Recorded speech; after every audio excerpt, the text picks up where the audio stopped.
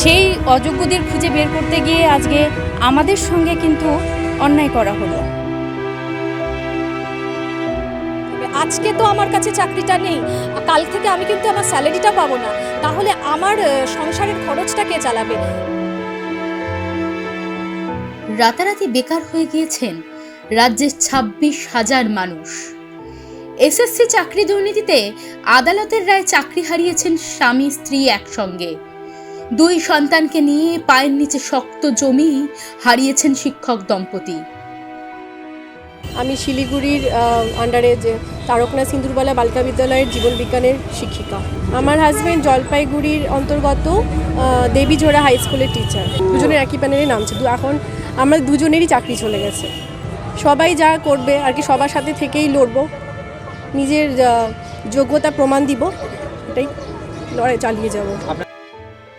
অযোগ্য প্রার্থীদের বাদ দিতে গিয়ে যোগ্য প্রার্থীরাও কি বাদ পড়ে গেলেন না?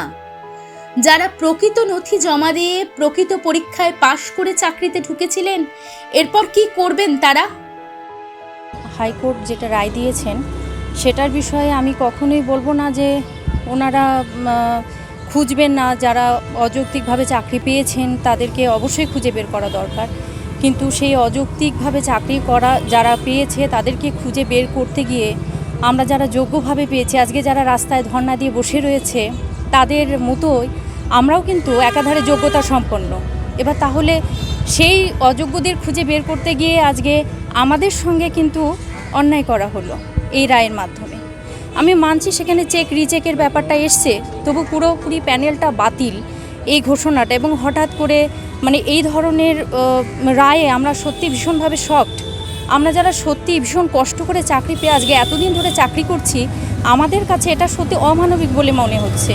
তো আজকে যদি আমার হাইকোর্টের কাছে বিনীত নিবেদন যে আপনারা রায় দিয়েছেন, কিন্তু একটু এই জায়গাটা দেখবেন যে যোগ্যরা যেন অবশ্যই টিকে থাকে, এবং যারা অযোগ্যভাবে সত্যি চাকরিতে ঢুকেছে তাদের যেন অবশ্যই বেছে বেছে বাছাই করে তাদেরকে ছাঁটাই করে দেওয়া হয়। কারণ আমি কখনোই চাইবো না যে আমাদের মাঝে অযোগ্যদের ঢুকে যাওয়ার কারণে আমরা যারা যোগ্য তারা প্রত্যেকে এটার জন্য সাফার করি। নতুন করে প্যানেল গড়ে কি নিয়োগ সত্যিই সম্ভব? যবে নতুন করে নিয়োগ হবে ততদিন এই চাকরিহারা মানুষেরা কি করবেন? যোগ্য প্রার্থীরা আদৌ পাবেন চাকরি?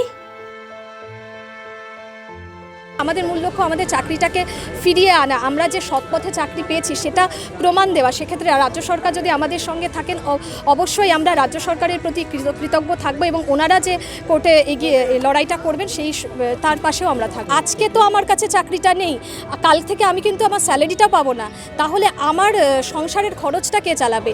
এবং এই দিনটার জন্য দেখার জন্য তো আমি কোথাও আমার কোনো ফল্ট তো হাইকোর্ট খুঁজে পাইনি। হাইকোর্ট কিন্তু একবারও বলেনি আমরা অযোগ্য, আমাদের এখানে ভুল হয়েছে।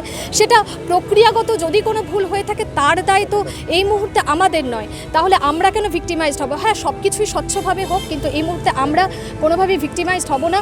আমরা আমাদের ডকুমেন্টস জমা দিয়েছি, আমরা যোগ্যতার প্রমাণ দিয়েছি, আমরা চাইবো আমাদের চাকরি বজায় থাকুক, অযোগ্যরা বেরিয়ে যাক, বাকি যোগ্য যারা বঞ্চিত রয়েছে তারা আবার প্যানেলে ফিরে আসুক, তারা চাকরিটা ফিরে পাক।